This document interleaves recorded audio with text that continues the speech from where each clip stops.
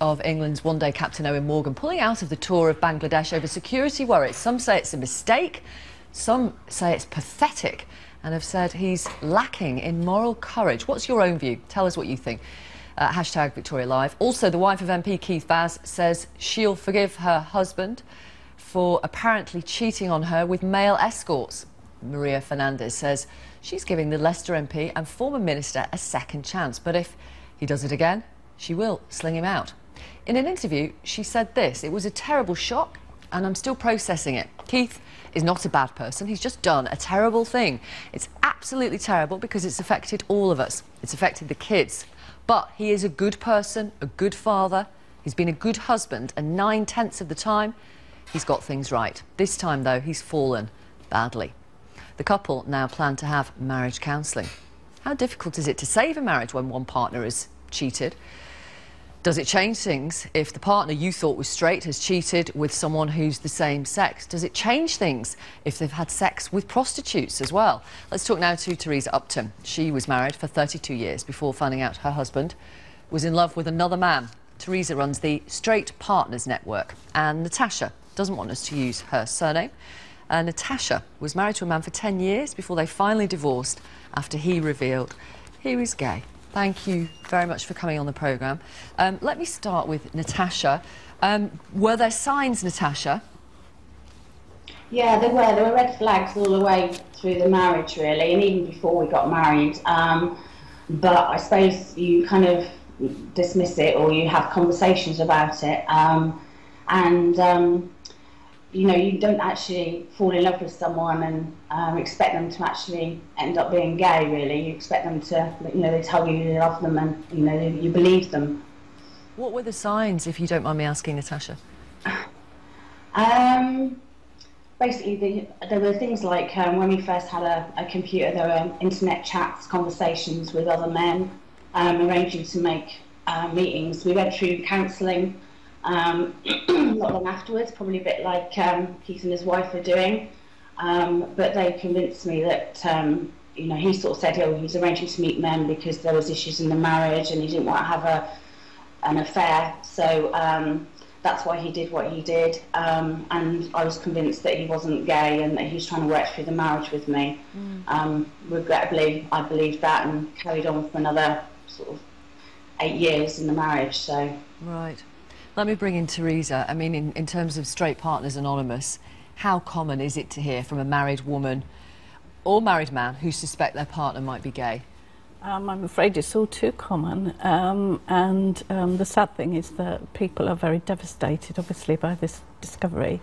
So, as I was in my own turn, so much of what the group does is to stop the person feeling alone, because it's a very isolating thing to find out, as I'm sure Natasha will verify.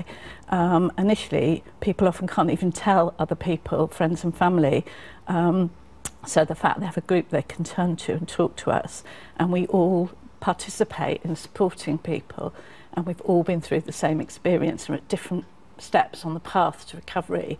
So it's actually a tremendously positive group. What happened in your own experience, Teresa? Well, in my case, I had a long marriage. I know my husband since the age of about 16, and a long marriage for 32 years at the time that I found out, which he disclosed to me.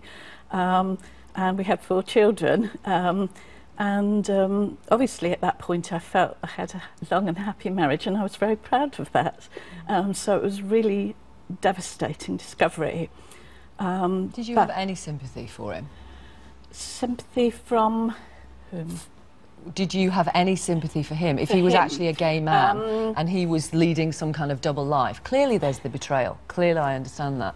Obviously, if you love somebody, you have sympathy for their pain, but you're also extremely hurt yourself and reeling to cope with the devastation of your marriage.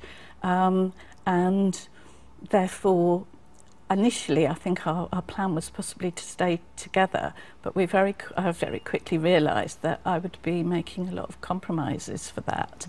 And I just felt I was worth more than that, and I wanted a proper marriage where I wasn't having to share somebody. And so, you know, my mission then really was to create something as positive as I could. Let me bring Natasha back in then. How did you find out, you know, properly in the end? What happened? After we were going through divorce, obviously I never had any proof throughout the divorce. Well, I obviously had my own thing, but because a lot of occasions you quite often, it's called like gas lamping, so you just kind of are distracted constantly all the time through the marriage that, you know, I'm not.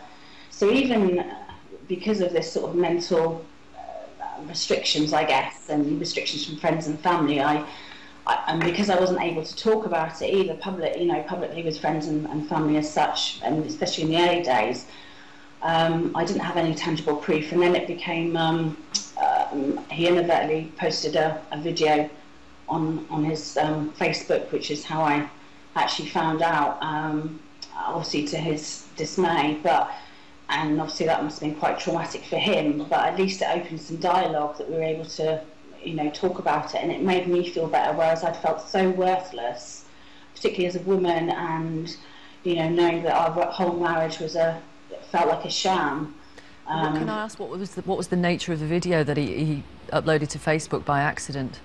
Well, it was very clear that he was in an intimate relationship with another man. Right. Wow. Why hadn't he been able to tell you himself? Even after that, you know, I kind of I opened up to it. I think because he wasn't able to come out himself, and you know, his friends and his family didn't know the reason for our divorce, our split up. So and I never kind of went over there and kind of said, oh, this is why we're getting divorced. So I think I felt a bit of a bad sheep, and so they didn't really know why, and we still haven't had discussions with his family since. And I kind of understand, you know, I think it took him a lot of getting to terms to. We've moved on somewhat from that, and now we've split up. We're building bridges, which I think is great, because we've got a young family, and you know, we need to move ahead for that, and I want to be able to support him and feel his support for me. But at the time it was absolutely devastating. And it's worth, just so our audience know, Natasha, sorry to interrupt, it's worth saying that your ex has given you permission to talk about this. He's comfortable with it. You don't need his permission, but he's comfortable with you talking about it openly as well. Yeah, he appreciates that. I don't think he appreciated it at the time, but how rocked to the core it can make a woman or a man feel if you're in an alternative relationship where a woman goes off with another woman. It's the same sense of feelings, the same sense of worthlessness, that, you know, that person might have loved you as a friend and all the rest of it, but never really loved you, and as a man and a woman should do. So he understands now. We've had discussions about the way it's made me feel and the way it's affected, you know, my life since, and probably my life for a long time yet, in terms of trust and you know, kind of feeling that you know, I could be in a, you know, straight, honest, trustworthy relationship again. Teresa, what do you think of Maria Fernandez's decision to stand by Keith Vaz, her husband? My opinion would be, it's only my opinion, that it's an early decision. We often go through a phase, and I've observed members go through a phase early on where they want to cling to what they know, and they're willing to compromise a lot initially to do that. And obviously, Maria Fernandez has the extra pressure of the media spotlight, which must be extremely unpleasant for her at this time. Well, she didn't have to do an interview. I mean, she was very revealing about all sorts of quite personal details.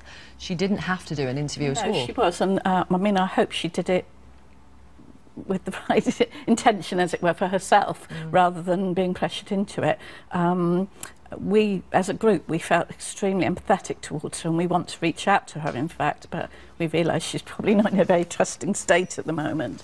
But my suspicion is that after a time, perhaps her feelings may change. It's something we find with a lot of members, that they're on a journey here that they've been thrown into, and her feelings may change as to how she wants to deal with this, perhaps once the media pressure has died down a little bit and she can be private about it. Stephen texts to say, poor men wrestling with their sexuality. Keith Vaz probably is a good guy, and it's a shame he grew up feeling he had to hide himself. This tweet from Mia, I'm absolutely not excusing Keith Vaz, but bisexual people do exist. Not every man who sleeps with another man is gay. And this tweet from Lee: someone who is trying to be someone who they're not, that must be really tough, and for them to hide themselves will be very hard. Thank you very much. Thank you, Teresa. Thanks for coming on the programme. Natasha, really appreciate you being so candid. Thanks for coming on the programme. Thank you. Take care. Thank you.